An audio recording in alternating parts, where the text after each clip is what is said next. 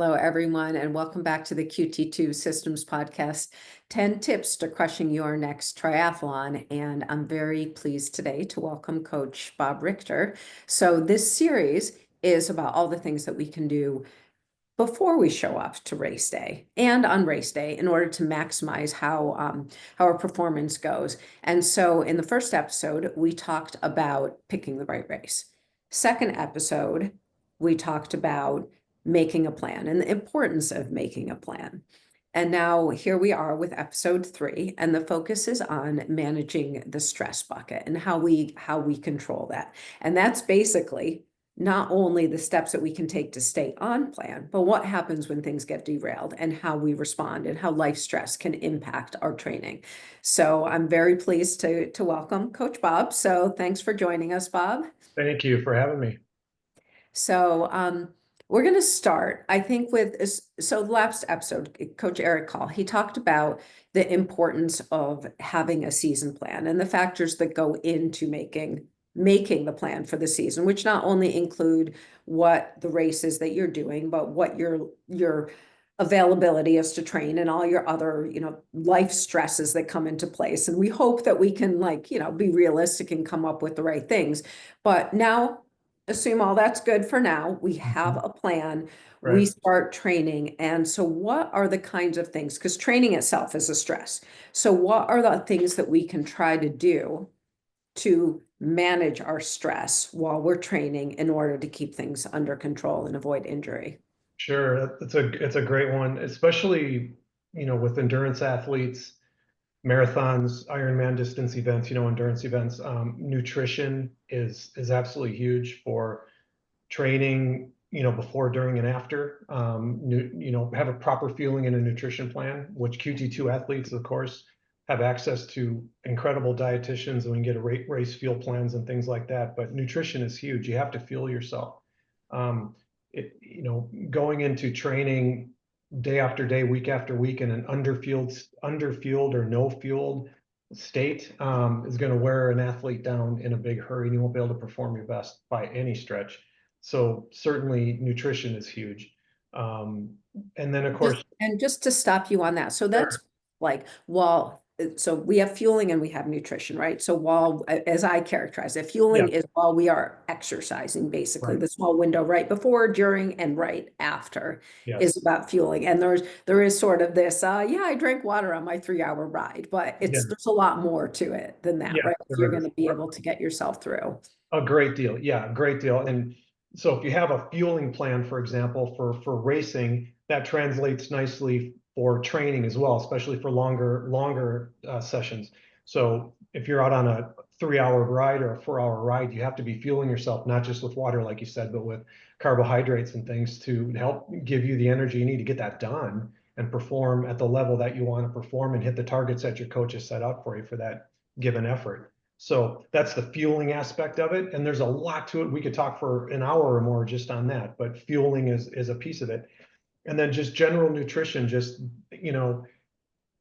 when you're done training, part of the fueling bucket is fueling for recovery, but then there's the rest of the day. So, trying to eat proper most of the time, like the 80-20 rule, you can have ice cream now and then, we have to reward ourselves at times, but still, if you can focus, a good chunk of your time on whole foods and healthy fruits and vegetables and healthy carbohydrates, things like that. That's good for overall health, but it's good for fitness and for training purposes over a longer period of time as well. So that's very important. Your body definitely performs better if you put better fuel into it than it's like it used to be. That it's like when I was younger and I thought before I was really training, so to speak, it's like, oh, I just did that so I can eat my hamburger and fries. And I still do that, sometimes, but that's not going to be the best fuel to get me through a workout. Exactly. What's that saying that goes, you can't outrun a bad diet or something like that, right? So there's a saying. So, and I believe that. I honestly believe that. So you go out and run 12 miles, you can't come back and eat a dozen donuts, half a gallon of ice cream, and then a cheeseburger for dinner. You just wrecked the whole purpose of what you're doing, right? So, but there are times though Sunday night, like to have a little cup of ice cream. Great, do that. That's okay, but not every day necessarily, right? So there's got to be a little bit of balance there for sure. But you're right.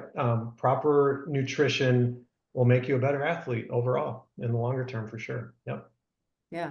Okay. So nutrition's one. Yep. What's another Um, thing to help Rest, stay on track? recovery, and sleep. Rest, recovery, and sleep. And I know with folks that have demanding jobs and demanding family obligations, young kids, whatever, sometimes the sleep thing can get you know uh, gets less of a prioritization in this grand scheme of things, but that's something that we have to be careful with, because our body heals and builds and recovers when we're sleeping. So we need to have as much sleep as you can get, as you can make time for. Um, so you've got the rest and recovery piece of the equation that you have to have focus on. So whether that is things like Normatec boots or foam rolling or saunas or whatever it happens to be that you like to do to help you recover and get prepared for the next day's training, that has to be a prioritization as well, for sure. And I think something that's really interesting with the smartwatches now, they do so much to tell you like how well your body is recovered, which I always feel like I have to take with a little grain of salt. I think so. But Yeah. Yep. But I mean, that said, like last year, I was training for a couple Ironmans over the year. And after I would finish a long ride or long run, I wear a Coros watch, which has these lovely graphics on it. And it would kept giving me the I'm exhausted graphic, like I'm bent Yeah. over and I have no Yeah. energy.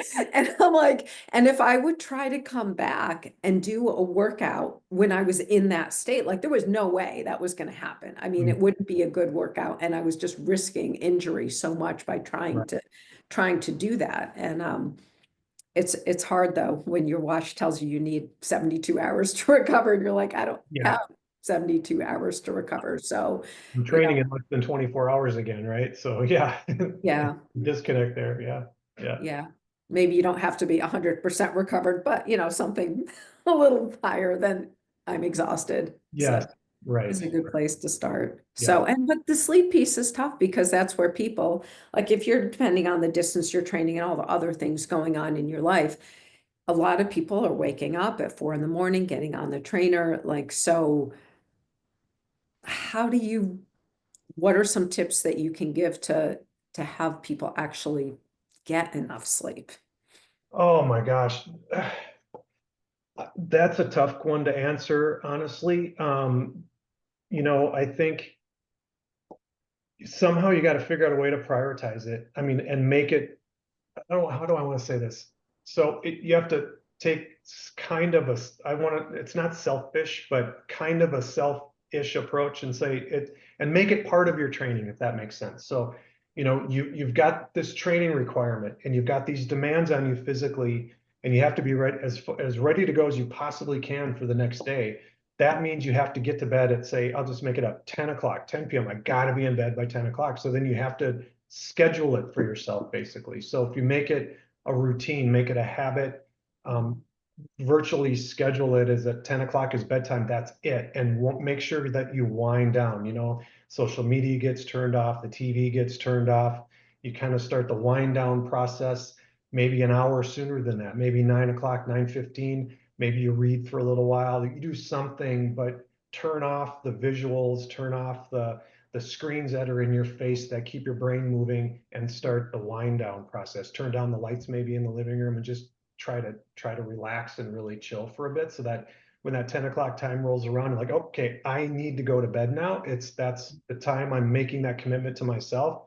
Now, I know there are other people around the house that may have different ideas. If you have a spouse, you have kids, and they all have different priorities, but try to set that expectation with everyone and try to get everyone to buy in with you. Now, look, mom, dad, whatever, I got to go to bed. We have to go to bed at 10 o'clock. That's our time. Then try to make that happen.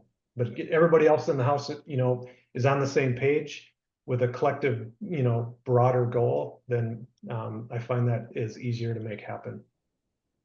Yeah, and I think that that's something with sleep. I mean, you can get away with a night or two and not sleeping well, but if it becomes like a chronic Yeah, thing, it is going to impact your yeah, performance. There's no question. it You is. know. It is. So, okay, so we hit nutrition, fueling, rest, recovery, and sleep. What else goes into staying on plan?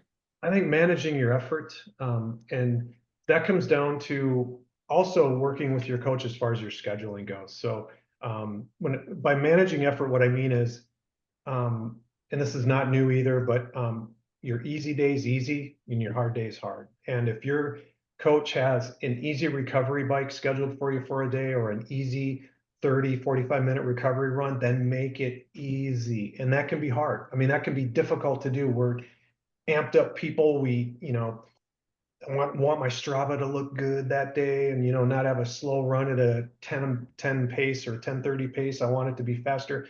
But you have to set all that stuff aside, remember the purpose of that particular session, and do what your coach is asking you to do. And if your coach is asking you to have an easy swim, easy bike, easy run, whatever it is, make it easy. Force yourself to run easy. So managing effort is very important. So and not that, and easy wouldn't necessarily be for an entire session, but let's say you're going out for a 4 mile run, you have 1 mile super easy, if it's based on heart rate or pace, then make sure you stick to that heart rate or pace guidance.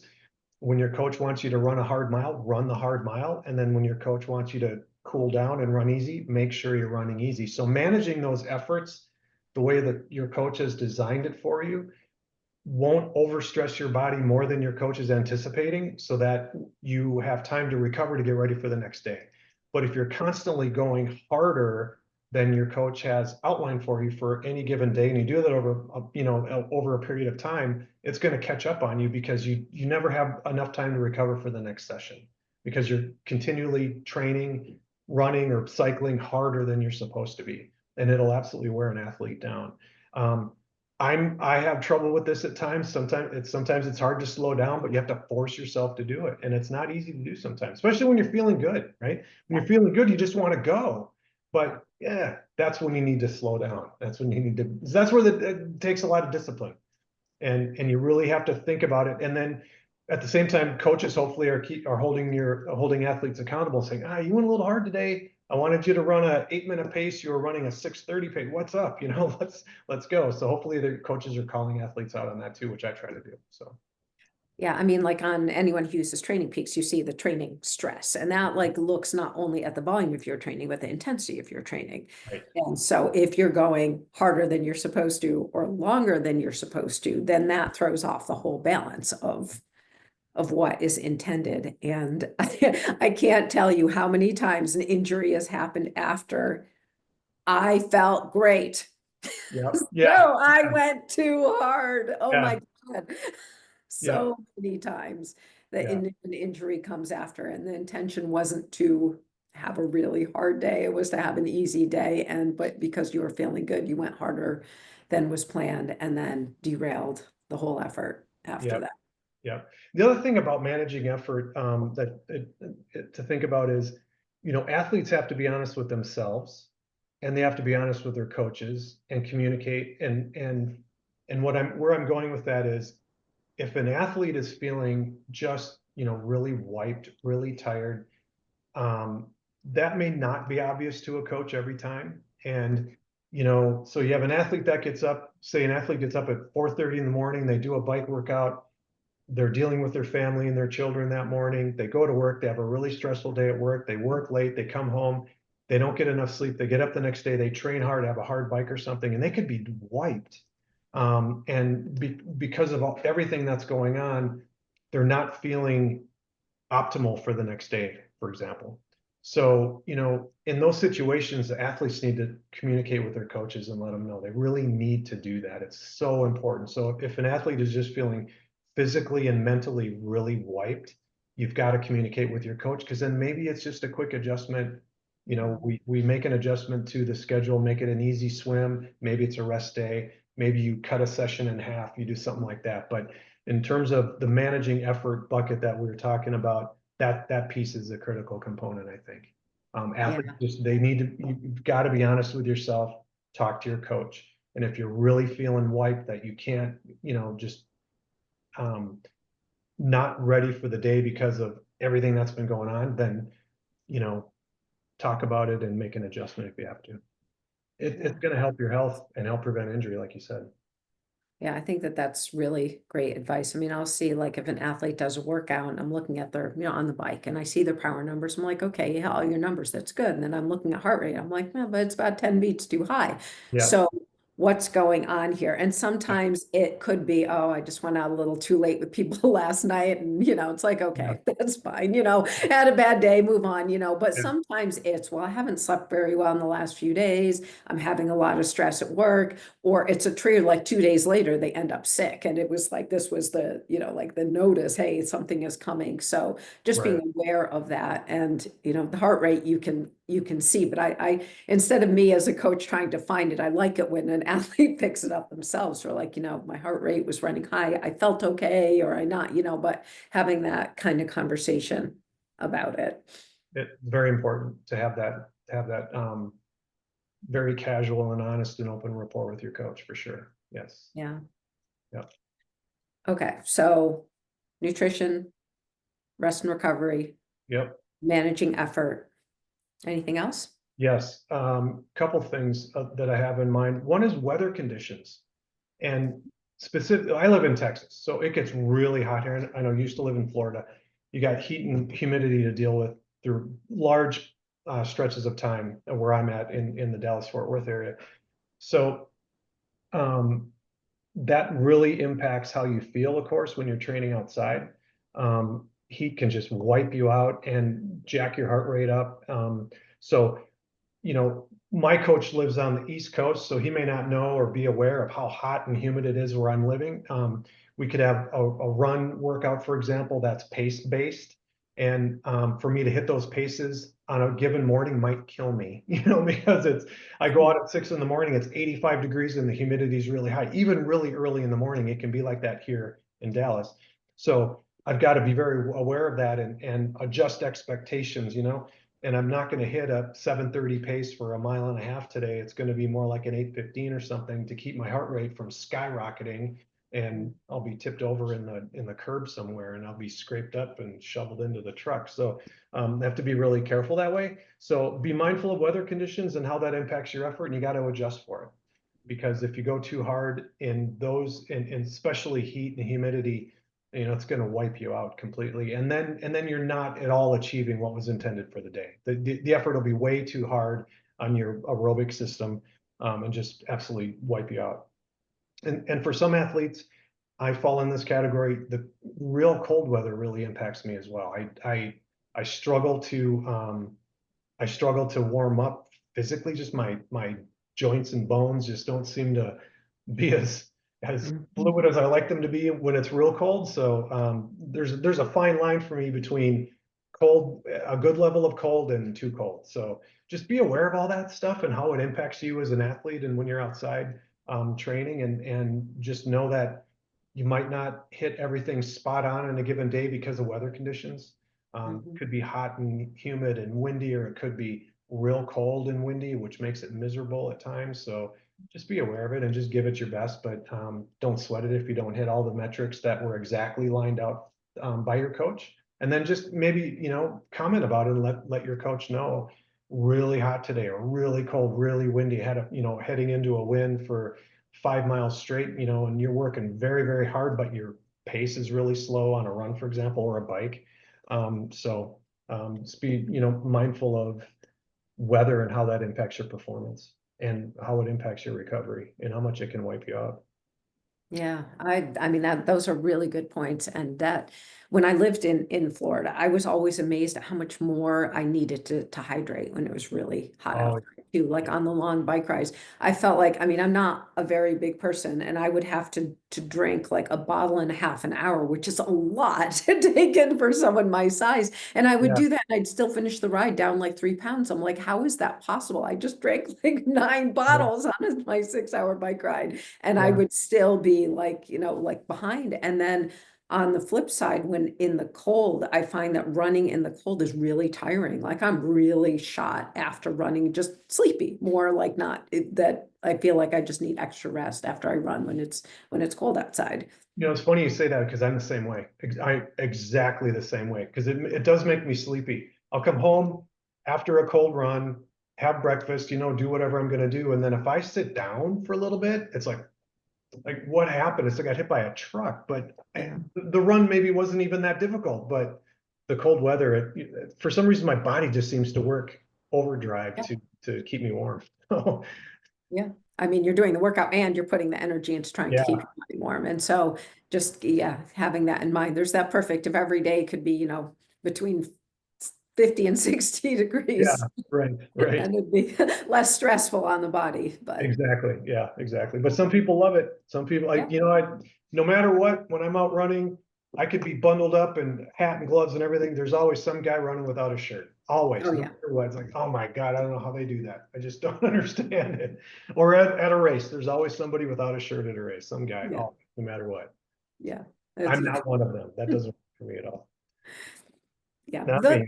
shows that everybody's different in how their body responds. And so Yeah, it's not like there are in so many things in coaching, it's like there's the science, but then there's the art, and everybody's body responds differently. And knowing your body and communicating and having those discussions right. is so critical. Yep, yep, yep. Okay. Anything else? The one last thing that I had on my mind is sports specific strength training, and efficiency in your movements can help avoid fatigue over time. So, you know, I think most coaches, especially with QT2, are going to have your athletes doing some strength work a couple of times a week, maybe 3 times a week. You know, the type of training that helps with running, helps with cycling, helps with muscular endurance in the pool as well. All of that especially over an extended period of time when you're doing that type of training, in addition to everything else you're doing, is going to help you avoid fatigue over longer periods of training. So it's important to be as consistent as you can. I think with many athletes, with everything we're juggling, it can be difficult to find time to do that, or you cut it a little bit short and don't quite do the whole thing that your coach would like you to do. I think something is better than nothing, absolutely, almost every time. But that absolutely helps with muscular endurance. It helps avoid fatigue, helps you train longer, race harder for a longer period of time before the fatigue really starts to set in. So you do that along with everything else we've been talking about: sleep, nutrition, fueling, all that, and it makes a big difference. So, but remember, it's consistency doing these things, a relative consistency doing these things over a long period of time. We're not doing this for 2 weeks and we're done. We're doing it for, potentially 6, 7, 8 months for a season, especially athletes that have several races throughout the course of a year. So it's not a short period of time and you're done. It's a long period of time. And sometimes it's, for an athlete to reach their potential in triathlon, for example, it could take years, to really hit your full potential and really feel like you're nailing it with everything you have. Because it's a lot, right? We have 3 sports, 4 including strength training and everything, all that component of it. So there's a lot to it, but consistency is huge. Doing all of it over a longer period of time. So Yeah. Yeah, and you mentioned in there not only strength training, but I think the technique piece of it too, and yeah, maybe this is yeah, most important in the water, is that you see people a lot who have poor swim technique that right, flail around in the water and spend a lot of energy, and it's like, how do we take that amount of energy you're using it and translate it into a more efficient stroke, or yes, hopefully use a little less energy, so that you right. can, yeah, And running too, running see too, many for sure. athletes that stomp their feet, or their arms are flailing around, or they're not using their arms at all. They're real tight up here. So there are, when we're kids, you talk about swimming. So when we're little kids, we learn how to swim, right? You take lessons and learn how to swim. I think there's a lot of people that can benefit from tips for running. We know how to run, you just go run, but there's more efficient ways to do that, and help avoid injury too. So many athletes can benefit from that for sure. So efficiency in what you're doing, absolutely. Yeah. Yeah, and then when that also plays in back to the strength piece, because a lot of the times we run a lot better when we're not tired, when Yeah, we're not like, I mean, so at the beginning your form may look great, and then over time things start falling apart as your they do. muscles get fatigued. So the stronger your muscles are, the the longer you can wait until you get fatigued. Right. And injuries usually come with fatigue and when things start Exactly. falling apart too. So, Yeah. so it all ties together. And you know, I know there's so many pieces to it. And I think one of our coaches, when I was interviewing, said that the least important thing about triathlon is the swim, bike, and the run. It's all the stuff that we do outside of it. Yeah. How we sleep, make sure we're recovering, the strength training, the eating, the hydrating. I mean, Yeah. all those things play such a huge part to actually being able to swim, bike, and run. You They know, do. Very true. Yes. Yes. That's a yeah. great point. Yep, it is. So, all right. So we've just been spending our focus here talking about the things that we need to do to try to stay on track. So we have this master plan. We are Mhm. fully honest with our coach and ourselves at the beginning to Yep. create the master plan. We've done everything right. We're getting our sleep. We're being super, you know, about our nutrition. But things happen, life stress. And that's an area that I think gets over appreciated a lot, the impact that that can have. So sometimes I mean, you have all good intentions, but let's start with, okay, I had a bad week. I missed a few workouts. Coach Yep. Bob, what do I do? Yep. Couldn't get my run in this week. I missed going to the pool one day. I missed that strength workout. Is all lost. No, all is not lost, not even close. No. And when I talk to my athletes, if there's a day that's been missed, um, what I find a lot, my athletes will come to me and say, Bob, I can't make this swim today. Do you want me to push it to tomorrow? When I already have stuff scheduled for tomorrow. And most of the time I'll say, no, no, I don't want you to do that. Just move on. Just move on. It's all fine. It's one swim or it's one short run. It's no big deal. But if you push that to the next day, then you've got a whole nother layer of training stress added to that day that's going to impact the day after and the day after. So no, I'm not planned for that, especially if it's a weekday. So most of the time, if it's just a kind of a one-off missed session, I say, no, you're good. It's okay. Just move on, get a good night's sleep, and go tackle tomorrow. Don't worry about this one that we missed. It's fine. And Reem, like I was saying before, we're doing this for weeks and months at a time. So you miss a few sessions here and there, the season is not cratered. The year is not destroyed. It's fine. We've got so much time to work with in most cases that it's just not going to be a problem. So I tell my athletes most of the time, no, don't push it to the next day. Don't add all that on there. Just skip it and move on. And that's where and also it comes to the point about communication between athlete and coach. Because, for example, I have a couple athletes that have very, very, very demanding work schedules, crazy work schedules, and they can at the drop of a hat, they have to get on a plane and travel somewhere. I mean, sometimes that happens. So they talk to me as quickly as they can, and then I'm making adjustments and moving things around the best I can to accommodate that change. So, for example, if I have an athlete that has to get on a plane and fly out of town for a few days, usually what they can do is run. Usually you can, when you're out of town from a hotel room, you can go out and do a 20, 30-minute run and come back and maybe do a little strength training in your hotel room and you're done. So I work and I try to work around things like that. And then when they come back, we get back into the normal groove again. I find that is manageable as long as we just talk with each other. Those are manageable types of changes. Now, if there are changes sometimes where athletes get sick, or kids get sick, and then you're missing a longer period of time. So then maybe you have to, as a coach, you have to sort of revise a couple of weeks of training so that the volume maybe has to come back down a bit because they lost a period of time. So maybe 1 week I'll have a 4-hour bike ride. Maybe we need to tail that back to 2.5 or 3 because of the volume missed the week before. So you don't want to have too much to smack them with after coming back from a bit of an unplanned break. So, communication is key, and coaches are happy to make adjustments and work with athletes if we just talk it through and we know what's going on. So it's Right. I think important. it's, as much as a coach, I always say it's great if you know in advance that you're going to be away Right. next week or what you're doing. I mean, I have a couple athletes. I don't do the programs until Sunday because they don't know what their schedule is going to look like the next Yeah. week. And Yeah. I'm like, I can be fluid and I can work with you.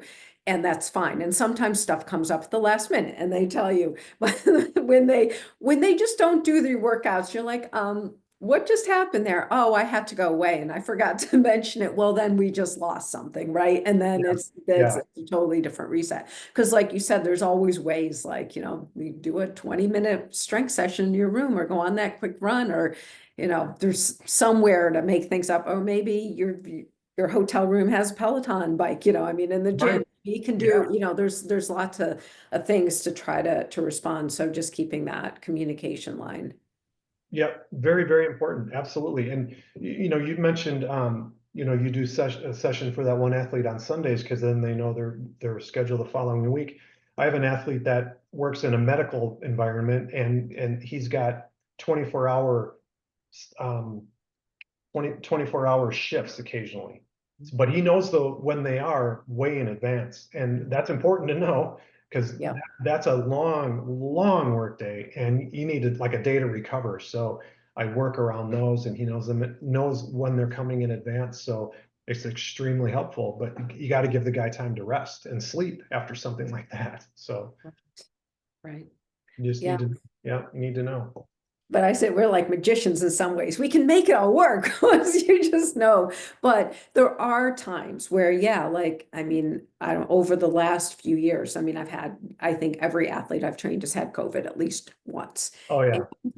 that takes them out for a week. And then maybe a week after their heart rate's still running too high. You can't do very hard workouts, or maybe it's not that. Maybe they broke their foot, or maybe now they have to go on work, or they've got really big, they're having a problem with one of their kids that requires more, more time than they anticipate, or whatever it is that comes up.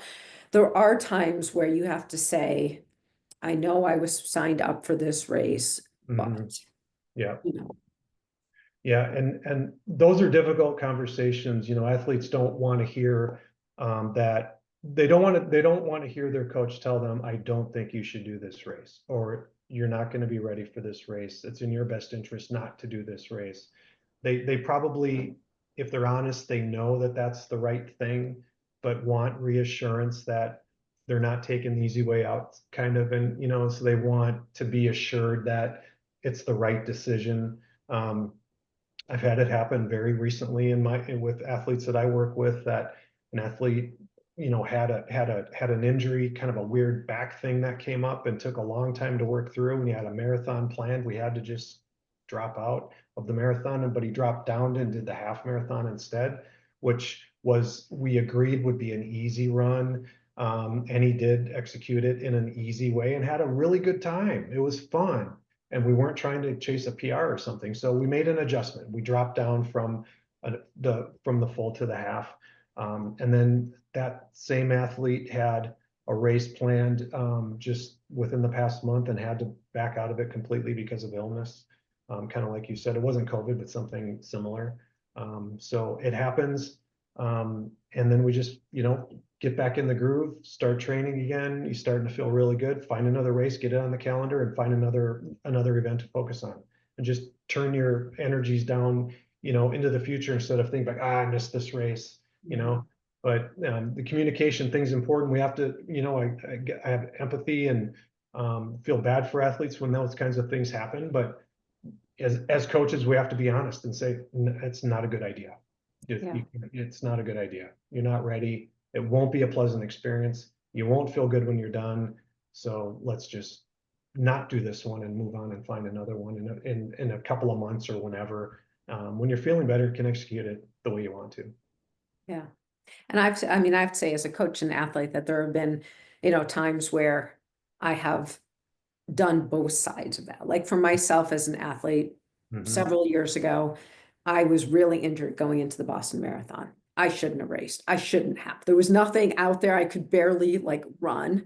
Yeah. And I knew I shouldn't race, but I was like, it's Boston. And who Yeah. knows if I'll ever qualify for this again. So I need to do it. I couldn't run for months after that. I Yeah. made it through. I spent an hour in the medical tent. I mean, I clearly didn't manage stress in any way. Like that was a really bad decision, Yeah. but it was Boston and it was important to me. And so I did it. And I don't know that I regret that decision, but it certainly set me back quite a bit, Kind you of know. paid the price, right? Yeah. Oh yeah, you paid Yeah. the price. And then sometimes that's the conversation. If it's something you really want to do, like you've already paid for the trip and it's halfway around the world, you really want to do something. It's a Right. really important race, like understanding, yeah, if you do these are the potential, downsides. You might make it through, but it's going to set you back. So that Yeah. may be a decision as an athlete that you're willing to make for something that's really important, but not a decision you would make for something that was no big deal, Yeah. Kind of So like your neighborhood, or sort of small community 10K or half marathon. You might say, no, I'm not going to bother. But yeah, I understand that. Boston is Boston. It's a big yeah, deal.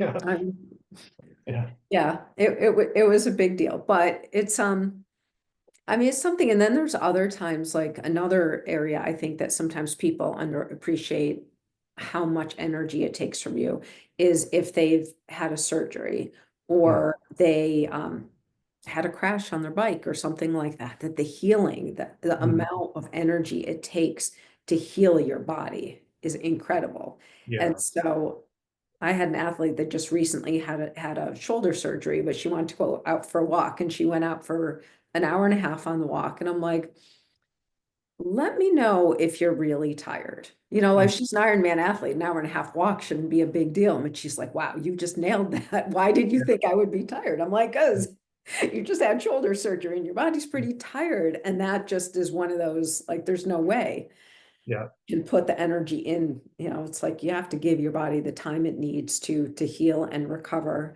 Otherwise, you're setting yourself up for something Yeah. worse down the And road. it, and as athletes, the way we're driven, it can be hard to do that.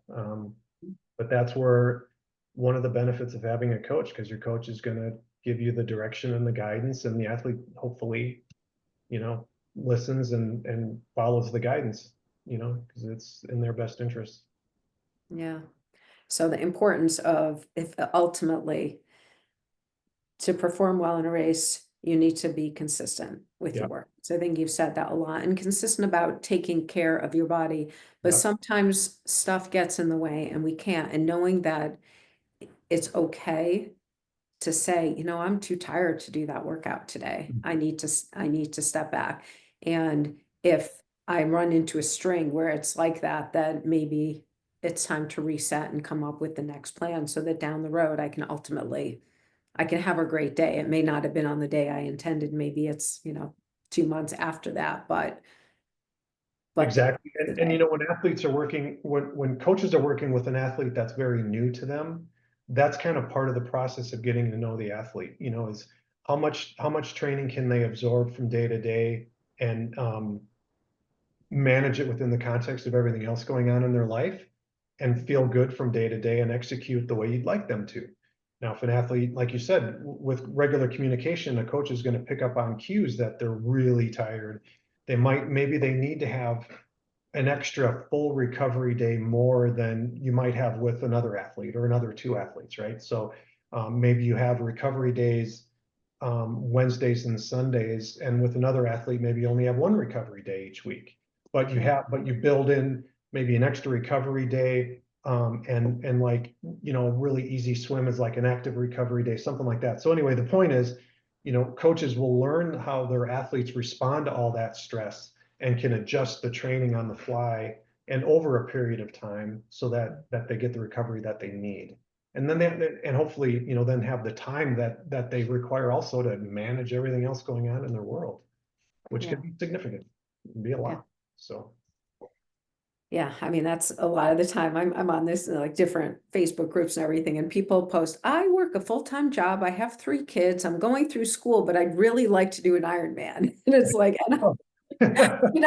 and maybe the best advice is maybe not now, but Yeah, then if they commit to it, then how are you going to find a way to keep it all balanced and get them there? Because if you can't get to the starting line healthy, you can't have a good race, right? Yeah, you can't have a good day. So that's right. and you've got to have sleep in there somewhere. I don't know. Um, That person's busy right now. So yeah, yeah, yeah, for sure. yeah. All right, Bob, thank you so much for sharing. There's a lot of really good insights, some of them that I, hadn't really thought so much about. So I really appreciate you You taking the got it. time to You share. got it. Fun. We could probably talk for another hour, I bet, but this was I good. bet. So thank you very much. Okay, thank you. Yeah. All right. Bye-bye.